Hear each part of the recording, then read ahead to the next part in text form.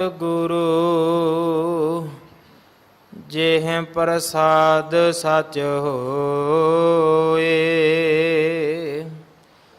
ਵਾਹਿਗੁਰੂ ਜੀ ਕੀ ਫਤਿਹ। ਬਿਘਨ ਬਿਨਾਸਨ ਸੋਏ। ਵਾਹਿਗੁਰੂ ਜੀ ਕੀ ਫਤਿਹ। ਬਿਘਨ ਬਿਨਾਸਨ ਸੋਏ। ਜਿਨ ਪੜ੍ਹ ਸੁਣ ਕੀਏ ਮਨ ਕਾ ਮਾਰਨ। ਸੇ ਜੋ ਦਾਹਨ ਤੇ ਹਥਿਆਰਨ। ਪੜ੍ਹੈ ਜੀਵ ਕਾ ਕਾਰਨ ਜੋ। ਵੇਚਣ ਹਾਰ ਸ਼ਸਤਰ ਸਮ ਸੋਊ।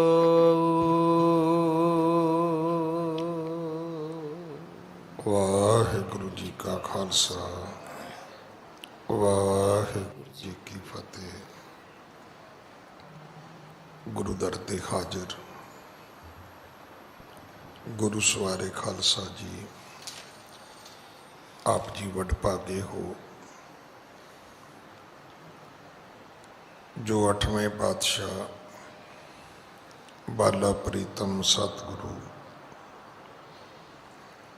ਜਿਸ ਡਿਠੈ ਸਭ ਦੁੱਖ ਜਾਏ,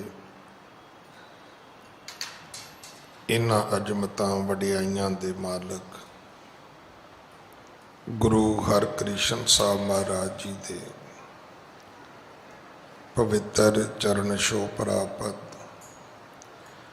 ਇਤਿਹਾਸਕ ਅਸਥਾਨ ਗੁਰਦੁਆਰਾ ਬੰਗਲਾ ਸਾਹਿਬ ਜੀ ਦੀ ਯਾਤਰਾ ਕਰਦੇ ਹਾਂ।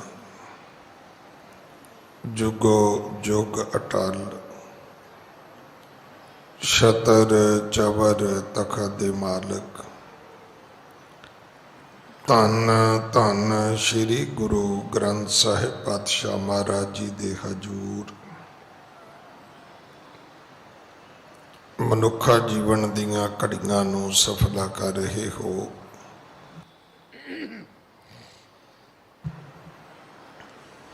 ਸਤਿਗੁਰੂ ਸਾਰਿਆਂ ਦੀ ਯਾਤਰਾ ਸਫਲ ਕਰਨ। ਹੁਣ ਸਮਾਂ ਹੈ ਗੁਰੂ ਦਰਬਾਰ ਦੇ ਨਿਯਮ ਅਨੁਸਾਰ ਗੁਰੂ ਇਤਿਹਾਸ ਦੀ ਚੱਲ ਰਹੀ ਲੜੀਵਾਰ ਕਥਾ ਦਾ ਆਪਣੀਆਂ ਮਨ ਬਿਰਤੀਆਂ ਇਕਾਗਰ ਕਰੋ। ਰਸਨਾ ਪਵਿੱਤਰ ਕਰ ਦੇ ਇੱਕ ਵਾਰ, ਸਾਰੇ ਉਚਾਰਨ ਕਰੋ ਜੀ ਸਤਨਾਮ ਵਾਹਿਗੁਰੂ ਜੀ। ਇਹ ਇਤਿਹਾਸ ਪਹਿਲੇ ਪਾਤਸ਼ਾਹ ਜਾਹਰ ਪੀਰ ਜਗਤ ਗੁਰੂ ਕਲ ਤਾਰਨ ਆਏ ਸ਼੍ਰੀ ਗੁਰੂ ਨਾਨਕ ਦੇਵ ਮਹਾਰਾਜ ਜੀ ਦਾ ਹੈ। ਪ੍ਰਸੰਗ ਹੈ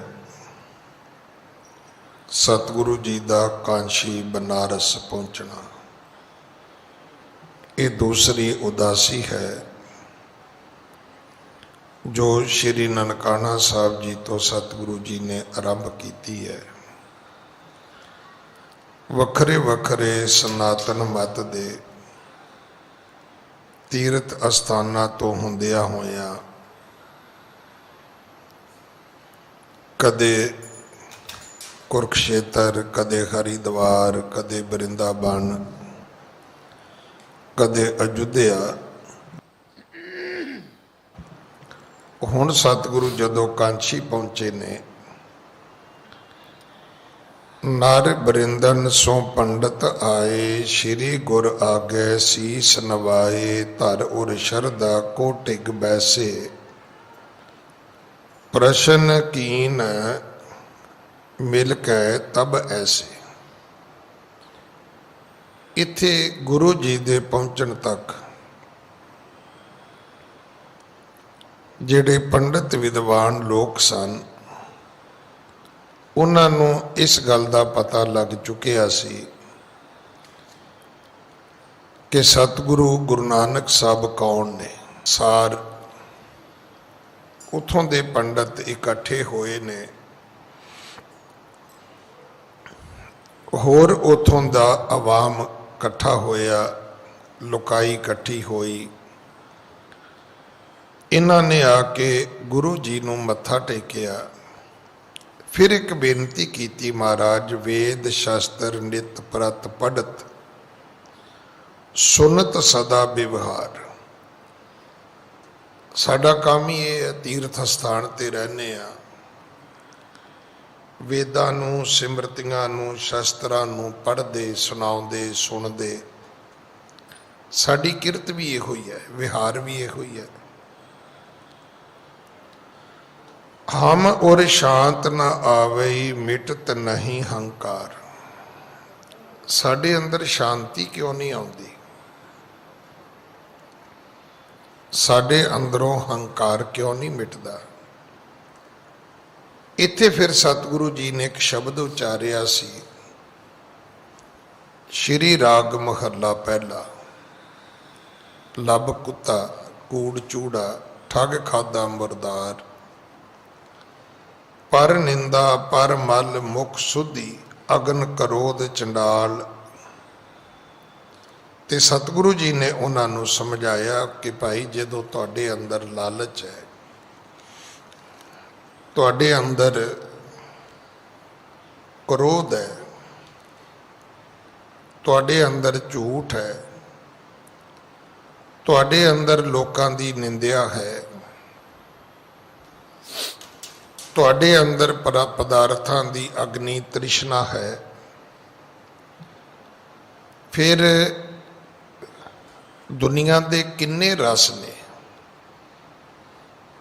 ਰਸ ਸੋਇਨਾ ਰਸ ਰੂਪਾ ਕਾਮਨ ਰਸ ਪਰਮਲ ਕੀ ਵਾਸ, ਰਸ ਘੋੜੇ ਰਸ ਸੇਜਾ ਮੰਦਰ, ਰਸ ਮਿੱਠਾ ਰਸ ਮਾਸ। ਫਿਰ ਇਹਨਾਂ ਚੀਜ਼ਾਂ ਵਿੱਚ ਵੀ ਤੁਸੀਂ ਪ੍ਰਵਿਰਤ ਹੋ। ਝੂਠ ਤੁਹਾਡੇ ਕੋਲ, ਨਿੰਦਿਆ ਤੁਹਾਡੇ ਕੋਲ, ਲਾਲਚ ਤੁਹਾਡੇ ਕੋਲ, ਕ੍ਰੋਧ ਤ੍ਰਿਸ਼ਨਾ ਤੁਹਾਡੇ ਕੋਲ, ਸਵਾਦ ਜਿਹੜੇ ਨੇ ਉਹ ਸਾਰੇ ਤੁਸੀਂ ਰੱਖੇ ਹੋਏ ਨੇ। ਤਾਂ ਫਿਰ ਤੁਸੀਂ ਸ਼ਾਂਤੀ ਕਿੱਥੋਂ ਭਾਲਦੇ ਹੋ? ਇਹ ਵਸਤੂ ਤੁਹਾਨੂੰ ਪ੍ਰਾਪਤ ਨਹੀਂ ਹੋ ਸਕਦੀ। ਜਦੋਂ ਸਤਿਗੁਰੂ ਜੀ ਨੇ ਉਹਨਾਂ ਨੂੰ ਇਹ ਉਪਦੇਸ਼ ਦਿੱਤਾ, ਕੁਝ ਗੱਲ ਸਮਝ ਆਈ, ਕੁਝ ਨਾ ਸਮਝ ਆਈ। ਫਿਰ ਸਤਿਗੁਰੂ ਜੀ ਨੇ ਦੱਸਿਆ ਕਿ ਵੇਖੋ ਭਾਈ, ਦੁਨੀਆ ਦੇ ਵਿੱਚ ਜਿਹੜੇ ਬਹਾਦਰ ਲੋਕ ਨੇ, ਪੜਨ ਪ੍ਰਕਾਰ ਦੋਏ ਕੋ ਜਾਣੋ। ਇਹ ਜਿਹੜੀ ਵਿਦਿਆ ਪੜ੍ਹਨੀ ਪੜ੍ਹਾਉਣੀ, ਇਹ ਵੀ ਦੋ ਕਿਸਮ ਦੀ ਹੈ। ਸਤਿਗੁਰੂ ਕਹਿੰਦੇ ਵੀ ਜੇ ਤੁਸੀਂ ਚਾਹੋ ਤੇ ਅਸੀਂ ਤੁਹਾਨੂੰ ਥੋੜਾ ਜਿਹਾ ਖੋਲ ਕੇ ਸਮਝਾ ਦਿੰਦੇ ਆ। ਅਸਲ ਵਿੱਚ ਪਟੇਬਾਜ਼ ਇੱਕ ਸੂਰ ਪਰਮਾਨੂ, ਕਹਿੰਦੇ ਇੱਕ ਸਿਰਫ ਗੱਤਕਾ ਖੇਡਦਾ ਹੈ, ਉਹ ਅਸੀਂ ਕਹਿੰਦੇ ਵੀ ਉਹ ਵੀ ਸੂਰਮਾ ਹੈ। ਇਹਨੂੰ ਅਸੀਂ ਮਾਰਸ਼ਲ ਆਰਟ ਕਹਿੰਦੇ ਆ। ਇੱਕ ਵਾਕਈ ਸੂਰਮਾ ਹੁੰਦਾ ਹੈ,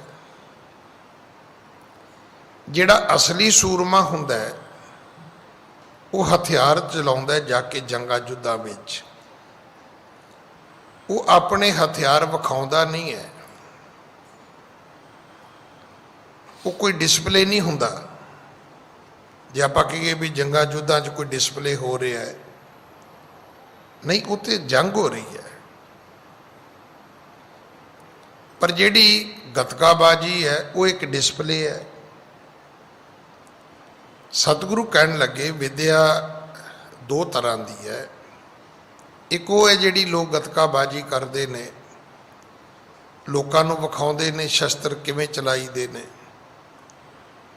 ਇੱਕ ਅਸਲ ਸੂਰਮੇ ਹੁੰਦੇ ਨੇ ਜਿਹੜੇ ਜੰਗ ਯੁੱਧ ਵਿੱਚ ਚਲਾ ਕੇ ਹੀ ਦੱਸਦੇ ਨੇ। ਦੋਨਾਂ ਵਿੱਚ ਫਰਕ ਹੈ ਭਾਈ। ਜਿਹੜੇ ਸਿਰ ਵਿਖਾਉਂਦੇ ਨੇ ਉਹਦੇ ਨਾਲ ਕਦੇ ਕਿਸੇ ਦੀ ਲੱਤ ਬਾਂਹ ਨਹੀਂ ਕੱਟੀ ਜਾਂਦੀ, ਸਿਰ ਨਹੀਂ ਵੱਢਿਆ ਜਾਂਦਾ। ਪਰ ਜਿਹੜੇ ਅਸਲੀ ਸੂਰਮੇ ਹੁੰਦੇ ਨੇ ਉਹ ਤੇ ਇੱਕ ਦੂਸਰੇ ਦਾ ਨਿਬੇੜਾ ਵੀ ਕਰ ਦਿੰਦੇ ਨੇ। ਹੁਣ ਫਿਰ ਉੱਥੇ ਸਤਿਗੁਰੂ ਨੇ ਦੀ ਵਿਆਖਿਆ ਕੀਤੀ ਹੈ। ਕਹਿੰਦੇ ਜਿਹੜੇ ਗੱਤਕਾ ਖੇਡਣ ਵਾਲੇ ਨੇ ਇਹ ਉਹ ਲੋਕ ਨੇ, ਇਹ ਕਾਮ ਕ੍ਰੋਧ ਲੋਭ ਅਹੰਕਾਰਾ ਇਹ ਤੈ ਅੰਗ ਸੋ ਕਰੇ ਪ੍ਰਹਾਰਾ। ਜਿਹੜੇ ਗੱਤਕਾ ਖੇਡਦੇ ਨੇ ਉਹ ਸਿਰਫ ਵਿਖਾਵਾ ਕਰਦੇ ਨੇ। ਉਹਨਾਂ ਦੀ ਹਾਲਤ ਇਹ ਹੈ ਕਿ ਹੇਤ ਜੀਵਕਾ ਲੋਕ ਦਿਖਾਵਣ, ਪੜਤ ਸੋ ਇੱਕ ਨ ਕਰੇ ਕਮਾਵਣ। ਉਹ ਸਿਰਫ ਆਪਣੀ ਰੋਟੀ ਰੋਜੀ ਵਾਸਤੇ ਕਰਦੇ ਨੇ।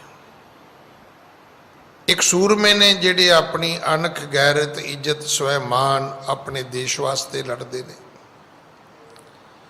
ਹੁਣ ਦੋਨਾਂ ਵਿੱਚ ਫਰਕ ਕੀ ਹੈ?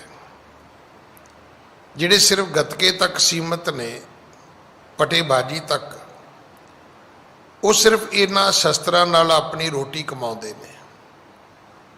ਪਰ ਜਿਹੜੇ ਅਸਲ ਸੂਰਮੇ ਨੇ, ਧਰਮ ਦੀ ਦੁਨੀਆ ਵਿੱਚ ਅਸਲ ਸੂਰਮਾ ਜਿਹੜਾ ਧਰਮ ਗ੍ਰੰਥਾਂ ਦੇ ਵਿੱਚ ਰਹਿੰਦਾ ਹੈ, ਉਹ ਲੋਕਾਂ ਨਾਲ ਨਹੀਂ ਲੜਦਾ, ਕਿਉਂਕਿ ਉਹਨੂੰ ਧਰਮ ਗ੍ਰੰਥ ਪੜ੍ਹ ਕੇ ਸਮਝ ਆ ਜਾਂਦੀ ਹੈ ਕਿ ਅਵਰ ਪੰਚ ਹਮ ਇੱਕ ਜਨਾ, ਮੇਰੇ ਦੁਸ਼ਮਣ ਪੰਜ ਨੇ, ਮੈਂ ਇਕੱਲਾ ਹਾਂ। ਮਾਰੇ ਲੂਟੇ ਨੀਤ ਨੀਤ ਕਿਸੇ ਆਗੇ ਕਰੀ ਪੁਕਾਰ ਜਣਾ। ਤੇ ਮੈਨੂੰ ਰੋਜ਼ ਮਾਰਦੇ ਨੇ, ਰੋਜ਼ ਲੁੱਟ ਲੈਂਦੇ ਨੇ, ਮੈਂ ਕਿਹਦੇ ਕੋਲ ਜਾ ਕੇ ਫਰਿਆਦ ਕਰਾਂ? ਉਹ ਫਿਰ ਗੁਰੂ ਤੋਂ ਬਾਣੀ ਦਾ, ਸ਼ਬਦ ਦਾ ਸ਼ਸਤਰ ਲੈਂਦੇ ਨੇ, ਕਾਮ ਕ੍ਰੋਧ ਨੂੰ, ਲੋਭ ਨੂੰ, ਹੰਕਾਰ ਨੂੰ ਕੱਟ ਦਿੰਦੇ ਨੇ। ਉਹ ਫਿਰ ਇੱਥੋਂ ਤੱਕ ਆਪਣੇ ਮਨ ਨੂੰ ਵੀ ਮਾਰਦੇ ਨੇ। ਦੂਜੀ ਸਤਿਗੁਰੂ ਜੀ ਨੇ ਉਦਾਹਰਨ ਫਿਰ ਦਿੱਤੀ ਹੈ ਕਿ ਇਹ ਜਿਹੜੇ ਧਰਮ ਗ੍ਰੰਥ ਨੇ ਇਹ ਹਥਿਆਰਾਂ ਵਰਗੇ ਨੇ ਭਾਈ। ਜਿਨ੍ਹਾਂ ਵਿਅਕਤੀਆਂ ਨੇ ਧਰਮ ਗ੍ਰੰਥਾਂ ਦੇ ਨਾਲ ਆਪਣੇ ਮਨ ਰੂਪੀ ਸ਼ੇਰ ਨੂੰ ਮਾਰ ਲਿਆ। ਅਸੀਂ ਇੱਕ ਜਾਨਵਰ ਜੰਗਲ ਵਿੱਚ ਰਹਿੰਦਾ ਹੈ, ਉਹਨੂੰ ਸ਼ੇਰ ਕਹਿੰਦੇ ਆ, ਬਲੀ ਕਹਿੰਦੇ ਆ। ਤੂੰ ਬੜਾ ਵੱਡਾ ਸ਼ੇਰ ਹੈ, ਤੂੰ ਕੀ ਆਪਣੇ ਆਪ ਨੂੰ ਬੱਬਰ ਸ਼ੇਰ ਸਮਝਦਾ? ਇੱਕ ਕਹਾਵਤ ਐਵੇਂ ਨਹੀਂ ਬਣੀਆਂ। ਇੱਦਾਂ ਦੇ ਜਿਹੜੇ ਮੁਹਾਵਰੇ ਬਣੇ ਨੇ ਐਵੇਂ ਨਹੀਂ ਬਣੇ। ਇਹ ਹਕੀਕਤ ਹੈ। ਤੁਸੀਂ ਵੇਖਿਆ ਵੀ ਜੰਗਲ ਦਾ ਬਾਦਸ਼ਾਹ ਕੀ ਹੁੰਦਾ ਹੈ? ਤੋ ਸ਼ੇਰ ਹੁੰਦਾ ਹੈ। ਹਜ਼ਾਰਾਂ ਜਾਤੀਆਂ ਦੇ ਜਾਨਵਰ ਜੰਗਲਾਂ ਵਿੱਚ ਰਹਿੰਦੇ ਨੇ, ਪਰ ਸਾਰੇ ਉਹਨੂੰ ਹੀ ਬਾਦਸ਼ਾਹ ਕਹਿੰਦੇ ਨੇ। ਇਸੇ ਤਰ੍ਹਾਂ ਮਨੁੱਖੀ ਸਰੀਰ ਵਿੱਚ ਮਨ ਵੀ ਇੱਕ ਸ਼ੇਰ ਹੈ। ਇਸ ਮਨ ਰੂਪੀ ਸ਼ੇਰ ਨੂੰ ਮਾਰਨ ਵਾਸਤੇ ਗੁਰਬਾਣੀ ਦੇ ਸ਼ਬਦ ਤੋਂ ਬਿਨਾਂ ਹੋਰ ਕੋਈ ਤਰੀਕਾ ਨਹੀਂ ਹੈ। ਇਹ ਜਿਹੜਾ ਅਸੀਂ ਸੁਣਦੇ ਹਾਂ ਵੀ ਸਾਧੂ ਨੰਗੇ ਰਹਿੰਦੇ ਨੇ, ਲੰਗੋਟੀਆਂ ਲਾਉਂਦੇ ਨੇ, ਪੁੱਠੇ ਲਟਕਦੇ ਨੇ, ਤਸੀਹੇ ਦਿੰਦੇ ਨੇ, ਕੋਈ ਸੂਰਦਾਸ ਵਰਗਾ ਆਪਣੇ ਅੱਖਾਂ ਵਿੱਚ ਗਰਮ ਸਰੀਏ ਪਾ ਲੈਂਦਾ। ਹੁਣ ਇਹ ਯਤਨ ਕੀ ਸੀ? ਯਤਨ ਇਹ ਸੀ ਵੀ ਮਾੜਾ ਨਾ ਵੇਖਿਆ ਜਾਏ। ਉਹ ਅੱਖਾਂ ਕੱਢ ਕੇ ਬਹਿ ਗਏ।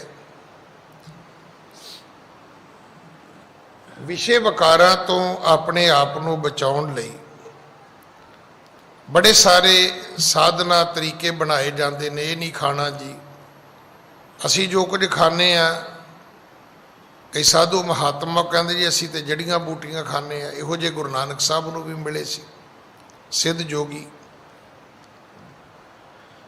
ਪਰ ਸਤਿਗੁਰੂ ਨੇ ਉਹਨਾਂ ਦੀ ਰੋ ਰੀਤ ਨੂੰ ਪਰਵਾਨਿਆਂ ਨਹੀਂ ਸੀ ਆਖਿਆ ਸੀ। ਪੂੰਵਰ ਤਾਪ ਗੇਰੂ ਕੇ ਬਸਤਰਾ ਆਪਦਾ ਕਾ ਮਾਰਿਆ ਗ੍ਰਹਿ ਤੇ ਨਸਤਾ ਪੰਚ ਚੰਡਾਲ ਦੇਸ਼ ਛੋੜ ਪਰਦੇਸੈ ਧਾਇਆ ਪੰਚ ਚੰਡਾਲ ਨਾਲੇ ਲੈ ਆਇਆ। ਘਰ ਛੱਡੇ ਜੰਗਲਾਂ ਨੂੰ ਚਲੇ ਗਏ ਤਾਂ ਕੀ ਹੋਇਆ, ਕਾਮ ਕਰੋ ਤੇ ਨਾਲ ਹੀ ਲਈ ਫਿਰਦੇ ਨੇ ਉਹ। ਤੋ ਇੱਥੇ ਸਤਿਗੁਰੂ ਨੇ ਸਮਝਾਇਆ ਸੀ ਸੂਰਮਾ ਉਹ ਹੈ ਜਿਹਨੇ ਮਨ ਰੂਪੀ ਸ਼ੇਰ ਮਾਰਿਆ, ਤੇ ਜਿਨ੍ਹਾਂ ਨੇ ਸ਼ੇਰ ਮਾਰ ਲਿਆ ਜੇ ਮਾਰੇ ਤਿਨ ਨਿਕਸੇ ਨਾਮੋ ਬੜੋ ਸ਼ਸਤਰ ਧਾਰੀ ਅਬਰਾਮੋ। ਅਸਲ ਵਿੱਚ ਬਹਾਦਰ ਉਹਨੂੰ ਹੀ ਮੰਨਿਆ ਜਾਏਗਾ ਜਿਹਨੇ ਮਨ ਰੂਪੀ ਸ਼ੇਰ ਮਾਰ ਲਿਆ। ਜਿਹਨੇ ਮਨ ਰੂਪੀ ਸ਼ੇਰ ਮਾਰਿਆ ਉਹਦੇ ਵਿੱਚੋਂ ਮੈਂ ਦੀ ਆਵਾਜ਼ ਮੁੱਕ ਜਾਏਗੀ, ਉਹਦੇ ਵਿੱਚੋਂ ਰੱਬ ਦੀ ਸਿਫਤ ਸਲਾਹ ਪੈਦਾ ਹੋਏਗੀ। ਜਿਹੜੀ ਮਹਾਪੁਰਖਾਂ ਦੀ ਬਾਣੀ ਹੈ ਇਹ ਸ਼ਸਤਰਾਂ ਵਰਗੀ ਹੈ।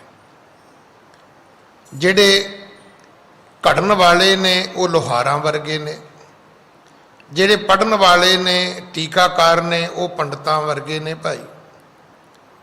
ਜਿਹੜੇ ਸਿਗਲੀਕਾਰ ਨੇ ਉਹ ਇਹਦੀ ਸਾਂਭ ਸੰਭਾਲ ਕਰਨ ਵਾਲੇ ਨੇ। ਹੁਣ ਇਹਦੀ ਅੱਗੇ ਅੱਗੇ ਸਤਿਗੁਰੂ ਨੇ ਅਵਸਥਾ ਦੱਸੀ ਹੈ। ਇੱਕ ਨੇ ਬਾਣੀ ਰਚੀ ਹੈ, ਇੱਕ ਨੇ ਪੜ੍ਹੀ ਹੈ, ਇੱਕ ਨੇ ਸੰਭਾਲੀ ਹੈ। ਪਰ ਉਹਨਾਂ ਚੋਂ ਉੱਤਮ ਕੌਣ ਹੈ? ਜਿਹਨੇ ਉਹਦੀ ਕਮਾਈ ਕੀਤੀ ਹੈ, ਜਿਹਨੂੰ ਲਾਭ ਹੋਇਆ ਹੈ। ਜਿਹਨੂੰ ਲਾਭ ਹੀ ਨਹੀਂ ਹੋਇਆ ਉਹਦਾ ਕੀ ਫਾਇਦਾ? ਹਾਂਜੀ। ਜਿਨ ਪੜ ਸੁਣ ਕੀਏ ਮਨ ਕਾ ਮਾਰਨ ਸੇ ਜੋ ਦਾਹਣ ਤੇ ਹਥਿਆਰਨ। ਜਿਸ ਨੇ ਪੜ੍ਹਿਆ ਤੇ ਸੁਣਿਆ, ਜਿਸ ਨੇ ਇਹਦੀ ਕਮਾਈ ਕੀਤੀ, ਆਪਣੇ ਮਨ ਨੂੰ ਮਾਰ ਲਿਆ, ਅਸਲ ਵਿੱਚ ਉਹ ਯੋਧਾ ਹੈ। ਉਹਦੇ ਇਹ ਪੜ੍ਹੇ ਧਰਮ ਗ੍ਰੰਥ ਜਿਹੜੇ ਨੇ ਇਹ ਸਫਲੇ ਨੇ ਭਾਈ। ਹਾਂਜੀ। ਪੜੈ ਜੀਵ ਕਾ ਕਾਰਨ ਜੋ ਵੇਚਣ ਹਾਰ ਸ਼ਸਤਰ ਸਮ ਸੋ। ਜਿਹੜੇ ਸਿਰਫ ਪੜ੍ਹਦੇ ਨੇ ਜੀਵਕਾ ਖਾਤਰ, ਵੀ ਕੀਰਤਨ ਕੀਤਾ ਭੇਟਾ ਲਈ, ਪਾਠ ਕੀਤਾ ਭੇਟਾ ਲਈ, ਕਥਾ ਕੀਤੀ ਭੇਟਾ ਲਈ, ਬਸ ਉਦੋਂ ਮੁੜ ਕੇ ਖਤਮ। ਐਸੇ ਮਨੁੱਖ ਉਹ ਨੇ ਜਿਹੜੇ ਸ਼ਸਤਰ ਵੇਚਦੇ ਨੇ। ਕਿ ਆਪਣੇ ਲਈ ਕੀਰਤਨ ਕੀਤਾ ਕਦੇ? ਇੱਥੇ ਇੱਕ ਕਰੋਲ ਬਾਗ ਪਰਿਵਾਰ ਹੈ।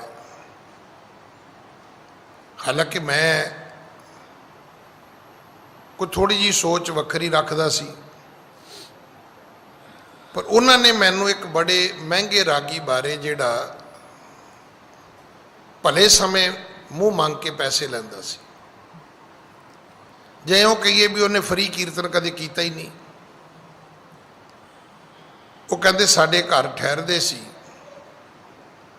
ਤੇ ਇੱਕ ਦਿਨ ਕਹਿੰਦੇ ਮੈਂ ਸਵੇਰੇ ਕੀ ਵੇਖਿਆ, 4 ਵਜੇ ਉਹ ਆਪਣੇ ਕਮਰੇ 'ਚ ਆਸਾ ਦੀ ਵਾਰ ਗਾ ਰਹੇ ਨੇ, ਵਾਜਾ ਖੋਲ ਕੇ ਮੰਜੇ ਤੇ ਹੀ ਬੈਠੇ ਹੋਏ ਨੇ। ਸਿਆਲ ਦੇ ਦਿਨ ਸੀ, ਬੂਹੇ ਬੰਦ ਸੀ। ਮੈਂ ਕਿਹਾ ਅੰਦਰ ਪਤਾ ਨਹੀਂ ਕੌਣ ਗਾ ਰਿਹਾ। ਕਹਿੰਦੇ ਮੈਂ ਦਰਵਾਜ਼ਾ ਤੇ ਨਹੀਂ ਖੜਕਾਇਆ, ਪਰ ਦਿਨੇ ਫਿਰ ਮੈਂ ਪੁੱਛਿਆ ਜਦੋਂ ਨਾਸ਼ਤਾ ਕਰਨ ਲੱਗੇ, ਭਾਈ ਸਾਹਿਬ ਸਵੇਰੇ ਕੀ ਸੀ? ਕਹਿੰਦੇ ਸਵੇਰੇ ਆਸਾ ਦੀ ਵਾਰ ਲਾ ਰਹੇ ਸੀ। ਤੂੰ ਕਹਿੰਦੇ ਵੀ ਤੁਸੀਂ ਤੇ ਲੇਟ ਆਏ, ਭਾਵੇਂ ਲੇਟ ਉੱਠ ਲੈਂਦੇ। ਤੇ ਕਹਿੰਦੇ ਪੁੱਤਰ ਜੇ ਅਸੀਂ ਰੋਜ਼ ਨਹੀਂ ਪੜਾਂਗੇ